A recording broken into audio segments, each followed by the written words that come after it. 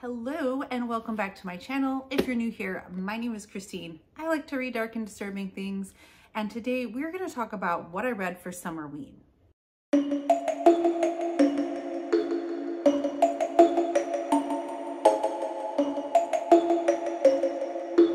I'm sure everyone knows by now what Summerween is, but it is a readathon that Gabby from Gabby Reads puts on every summer, and I feel like this year was the year that I got to participate the most just because I wasn't working the whole time, but I was traveling. So I was able to do the reading prompts, but not so much like the Instagram prompts.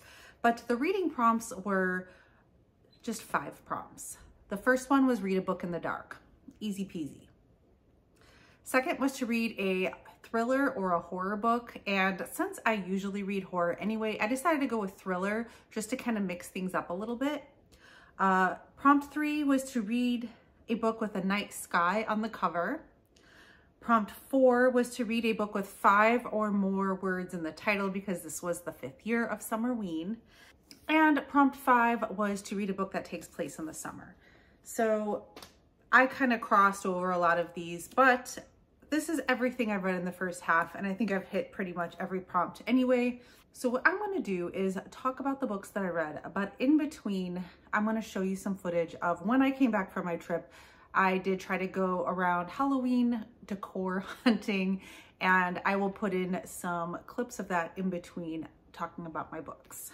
So the first book I read is a book that has been on my quite a few TBRs. I've had this for a little while, and that is The Island by Adrienne McKinty. This is a book that does take place in summer, so it fits that prompt. It is also a thriller. I guess it's a thriller with horror elements in it. This one is about a family who takes a trip to Australia, and this family is a little bit of a new family. So we have a father that is widowed and his 2 children, 2 teenagers, a boy and a girl. And he has remarried. It's only been like a year later, and he's already remarried someone very young. I think she's like in her early 20s. So she's not really used to being a mom, especially to teenagers. She's not really kind of old enough to be their mom at this point. She still has some growing up to do herself, but she's doing her best. So there's already kind of a strained relationship here between the kids and the new mom. And this trip was actually a trip for the father for work. We get to a point where the kids are bored. They didn't get to see any of the animals they wanted to see. They didn't get to see any koalas. And they're kind of driving around and they're not able to find any of the animals that they want to find. But they run into somebody who says they have a private island where no visitors are really allowed, but he will like kind of under the table let them pay a ridiculous amount of money just for him to let them on the island for an hour and get pictures and kind of look around. There is an older couple that kind of overhears this, and they also get in on this deal. So they ferry these families across in their vehicles and tell them that they can run around for an hour, but to stay away from the middle because that is like where the main house is, and the people that live there would not appreciate knowing that they kind of let them sneak their way onto the island for, you know, to be tourists. An accident happens while they're on the island, and it makes it so that now our 2 families are going to be stuck on this island and have to get off. They have to find a way to get off this island. It has become very dangerous for them, and the people that live there know they're there now, and it is not a good scene. This one for me is kind of like, if you can turn off your brain and just say that this is almost like watching trash TV. This is kind of like, I mean, I don't want to call the book trash, but it is in that mindset of, this is not winning any literary awards here, okay? This is not going to change it's not going to change anything in your life. It's not going to change the way you think. It is not going to challenge you. It is just there to be silly fun. So once I got past that, I was like, all right, this is like, you know, it's just for fun. And I had a good time with it. There are some pretty horrible things that happen to people in this book. In particular, one character that probably did not deserve it. So it does have you feeling kind of like horrified of what happens to that person. But overall, you have to suspend your belief. There are things that happen that are just a little too convenient.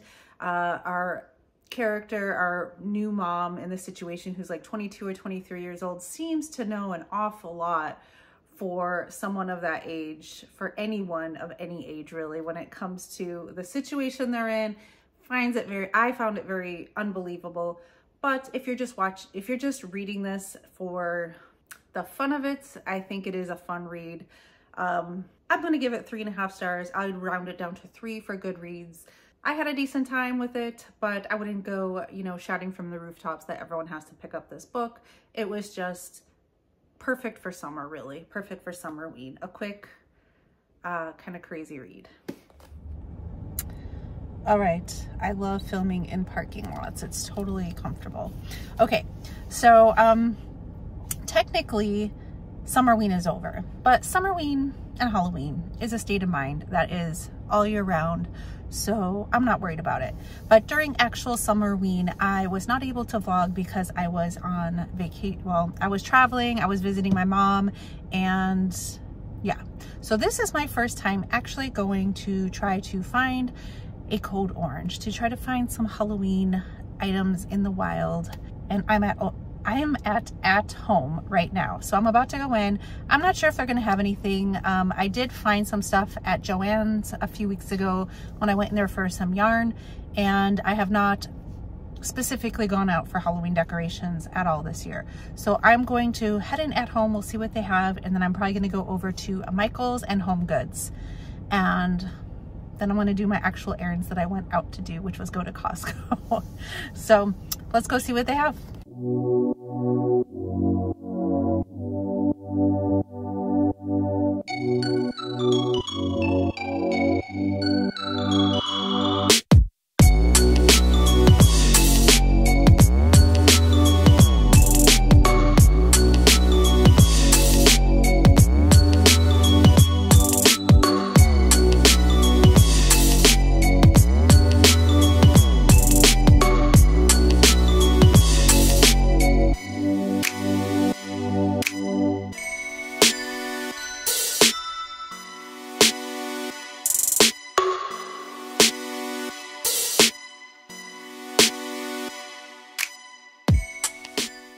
The next book I picked up would fit the 5 or more words in the title, and it is a thriller, and that is Home is Where the Bodies Are by, I don't know if it's Geneva Rose or Geneva Rose. I've heard people say it both ways.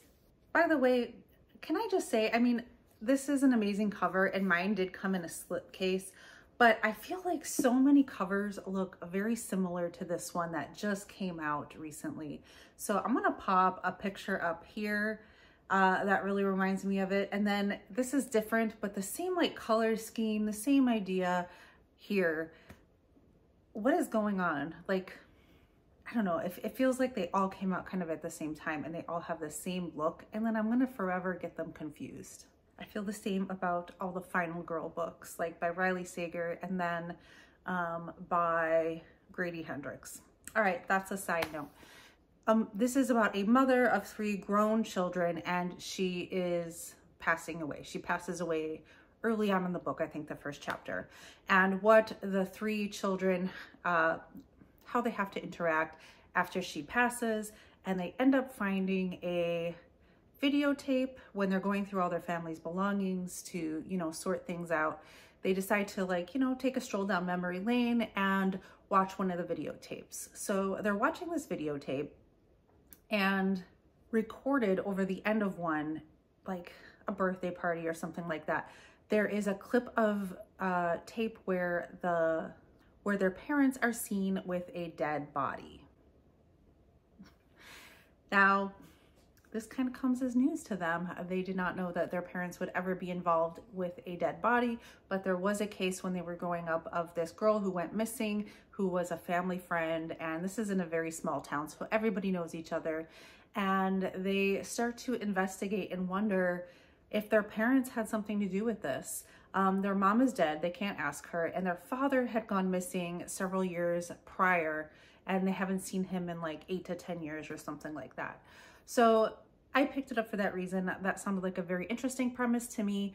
I will say that while that happens in the book, And while that is, I guess, the main plot of this book, most of what we're reading about is the relationship between these three siblings. We have the oldest sibling, who is the one that stayed home, took care of mom, was there on her dying day, has been responsible this whole time, was really involved in her mom's life, and feels like she's the only one that really cares. And then we have the middle child, who is also a daughter, but she has a drug addiction problem, and I think when we meet her, she's actually currently in rehab and hasn't seen her mom in quite some time, I think in a year. And then we have the youngest brother, who basically got the heck out of town as soon as he could, as soon as he was old enough. He's done very well for himself. He's been very successful with his career and has a lot of money. This is way more, I think, about the relationship between these three siblings. And they were painted very kind of one-note characters. I thought, I don't know, I just think other books do it better. And then I felt like, even though this was going on with the videotape thing, that wasn't truly the main thing going on with this book. I didn't love it. I didn't hate it. I would give it 3.5 stars, rounded down to 3 for Goodreads, if you see a pattern here. I do think maybe some of the twists will be very predictable for people, especially that read thrillers quite often. I thought it was fine for a summer read. It was quick. It will not occupy any space in my head. In fact, it's almost already gone. This will probably be an unhaul for me. It's just not, I guess I like books that I'm going to be thinking about for a while later, and this just isn't one of them, but it's fine for what I would call like an airport book or something I was reading while I was traveling. It kept me interested at the time, but it's nothing that I'm going to carry with me in life. But so if you decide to read this, I would probably, if it was me, I would not purchase this book like I did. I would go to the library and wait for it or something like that. But it was okay. Okay, so we did find some things at home, and I wasn't too impressed. I don't think they have everything out yet. What I showed you was like in that main area when you walk in, they had some things, they had some large things, but actually down the aisles, they had, most of it was still summer. At this point, I have to get really picky about what I purchase because I just have so much. So afterwards, I realized I was hungry because I didn't plan, and I went to a Taco Bell drive-through. I probably have not been to Taco Bell in like 10 years, and hopefully I don't regret it because I have sensitive tummy issues, which I don't think you even need to have issues with Taco Bell. Anyway, I'm about to go into Michael's, and then in the same strip mall is Home Goods, so I'm going to check that out and we will see what we find.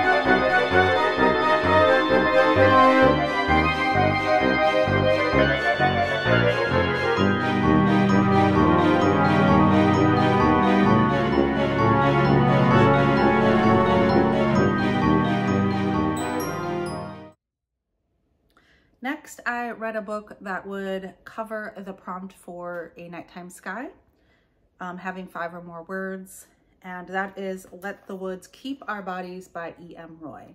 This is a debut novel, or it's under 200 pages, so I would probably classify this more as a novella, but man, it took me a long time to get through this for some reason. This one almost kind of put me into a reading slump.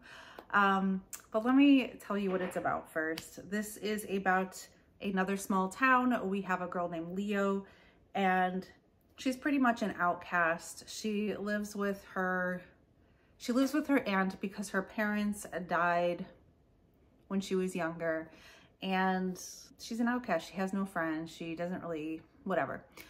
One day, this really popular girl just comes by her house and sees her outside or something and just strikes up a conversation, and basically all of a sudden is like, I'm intrigued with you. I think you're very interesting. And they start hanging out.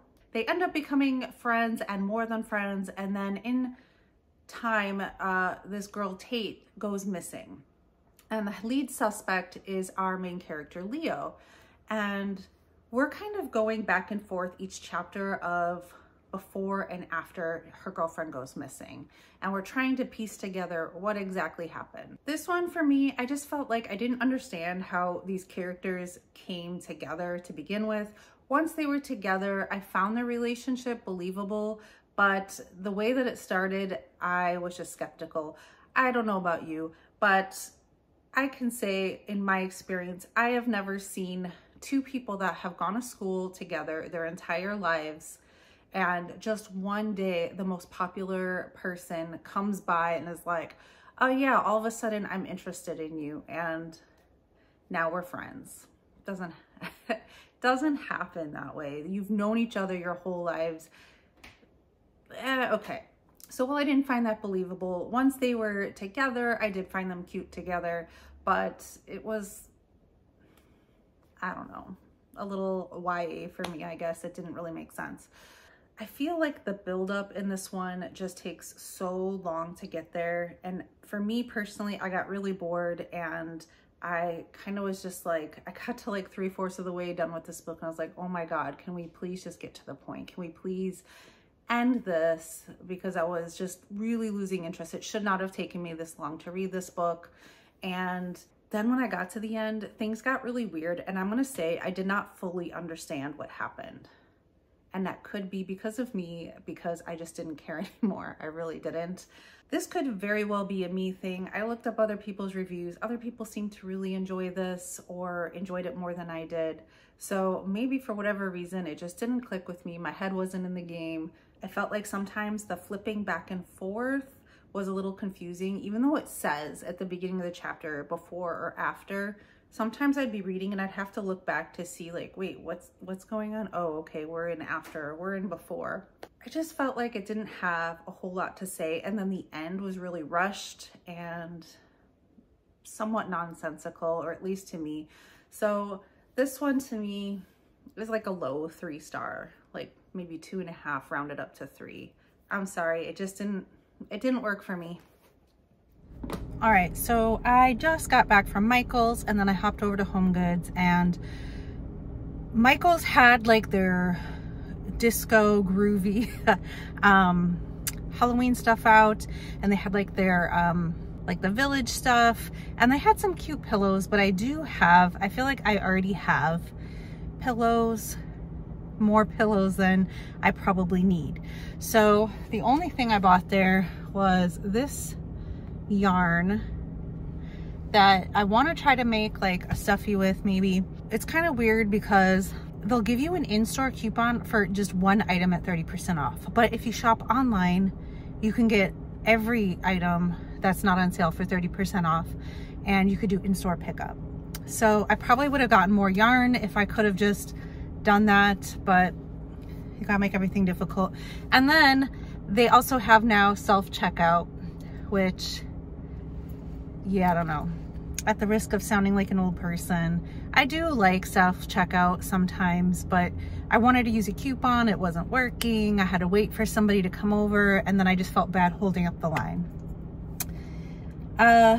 Then I went to Home Goods and they have very few things out. Like, I feel like summer just started here, so that could be the reason that we get it a little bit later.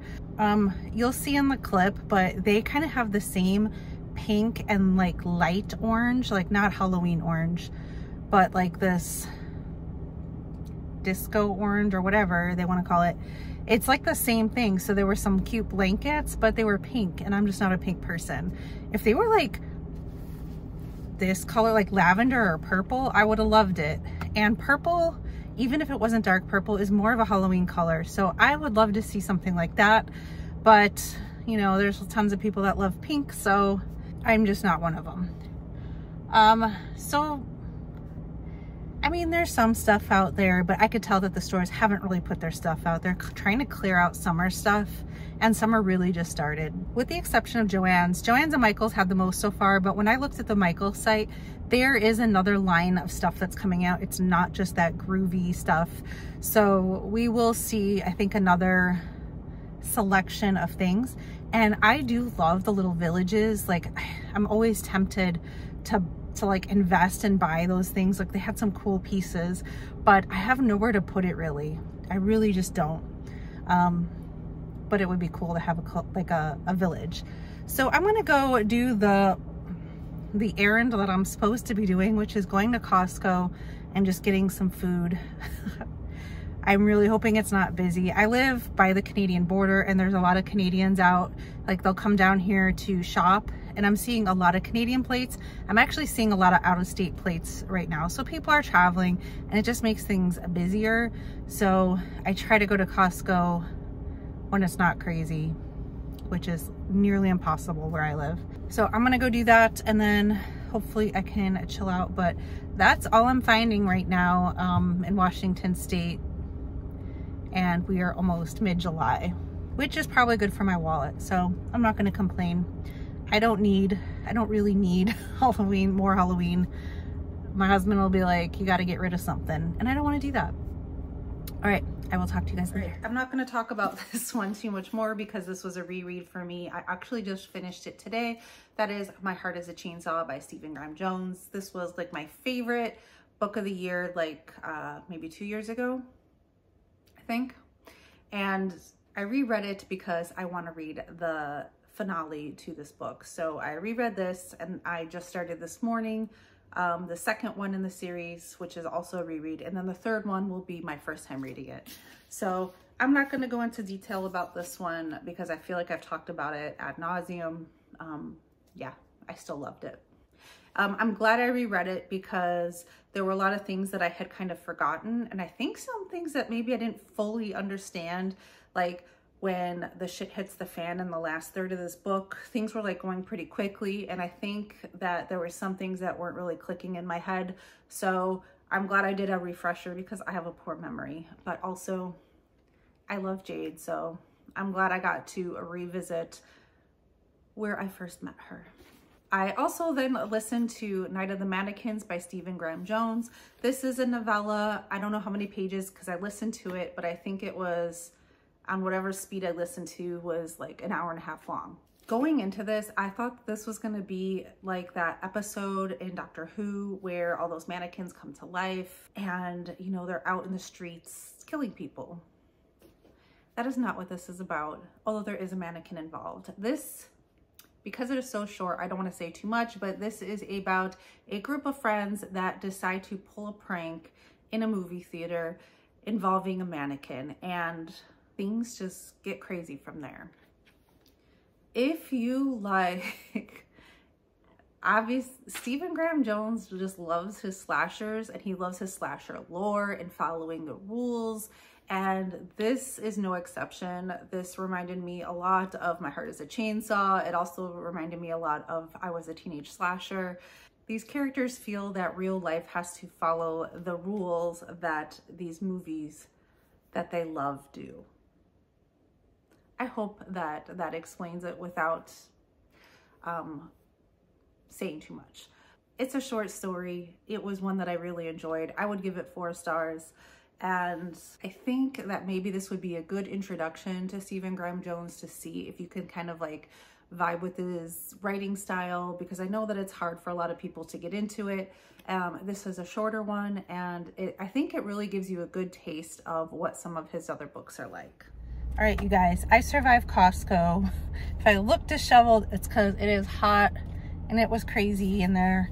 I did find the new Stephen King, which is the whole reason I didn't run out to get it. I knew that Costco would have it. I have to say that the cover is even prettier in person. And I did see there when I was looking at the books, those that like the Creepover series, there was a hardcover Creepover graphic novel, which looked kind of cool. I didn't get any video because it was insane in there. They also had some of the new Disney Halloween decorations, which I'll see if I could pop a picture in, but I had gotten a set, I think it was last year or the year before. And I like that one better, and I think I got it at a good deal. So, yeah, like I said, I'm being a lot more picky. So did I get any Halloween stuff? No, but I got a new book, and I got some adult stuff that I need for my kitchen, like a cutting board, boring stuff. All right, I'm gonna go home because I am hot and this place is crazy. I'm still in the parking lot. All right. Last but not least, I listened to Camp Damascus by Chuck Tingle. I am hearing so much about Chuck Tingle's newest book, Bury Your Gaze, and I was like, you know what? I never did read that other book that I had by Chuck Tingle, which is Camp Damascus. I just realized now that I have an author's letter in here. I know I read it when I received the book, but I need to reread it now that I've listened to this. This is about a Christian conversion, gay conversion camp. And that is all I knew going into this. And what I expected and what I got were different, but in the best way, because I would say Chuck Tingle exceeded my expectations with this. I did anticipate our main character going through this conversion camp and seeing the horrors that go on while they're there. And while that happens, it happens in such a different way that it made me happy. It just made me happy to realize that maybe I don't know everything and my expectations are not always correct. And when I started listening to this, I was like, oh, I don't know if I could take it, because we have our main character and she lives in this like uber Christian lifestyle between her parents, and even just the clothes she wears always has like logos about God and Jesus. And let me just start by saying I'm not a religious person. And so some of that is a little bit hard for me to swallow. And even though I knew, I'm like, okay, this is Chuck Tingle. He's not, I mean, this is going to go somewhere that I enjoy. It still was like a lot to read at the beginning, and my eyes were rolling a lot, which is intentional. It's really to get you in the feel of what kind of world that this main character lives in. And then she started puking up flies, and I was like, yes, yes, okay, now we're in it. Thank you, thank you. This was just I felt a unique take on this idea, and it was horrifying because I found it 100% believable. If people could do what they did in this book, I 100% believe that they would do that if they could. That's all I'm gonna say. All right, I feel like I'm gonna get in trouble talking religion, so it's not my intention to do that at all. This is obviously a very extreme example, and I don't believe that all people go to extremes, but the fact that some people do is very scary to me, and this taps into that. I feel like I would probably reread this physically. I think that there were a few things that maybe I could get out of this more than I did from listening to it, just because I'm not the best auditory learner. Some things I'm like, oh wait, I would probably have highlighted that or tabbed this or want to go back to this and read it a little bit slower. So there are some parts I would like to revisit physically. I would probably just reread this in a year or so after I've had time to kind of forget it, and then it will be kind of fresh for me again. But yeah, I'm gonna give this 4 stars. I really, really enjoyed this. I like this take on it. and it has me excited to read Bury Your Gaze. All right, so those are the 6 books I have read so far this month, in the month of July, and 3 of those were books that I had already owned, so they count for my Read What You Own challenge. If you participated in Summerween, I'd like to hear what you read and what your favorite read of Summerween was. I would have to say, aside from my reread, because I think that doesn't count, Camp Damascus was my favorite, or Night of the Mannequins. Night of the Mannequins and Camp Damascus. I like them both, but Camp Damascus was a bit longer and probably something that is going to take up more space in my brain. So I will go with that one. If you've read any of these and you agree or disagree, I'd love to hear your comments down below. And as always, thank you guys so much for watching and supporting my channel. I really do appreciate it. I hope you're having a great summer and stay spooky.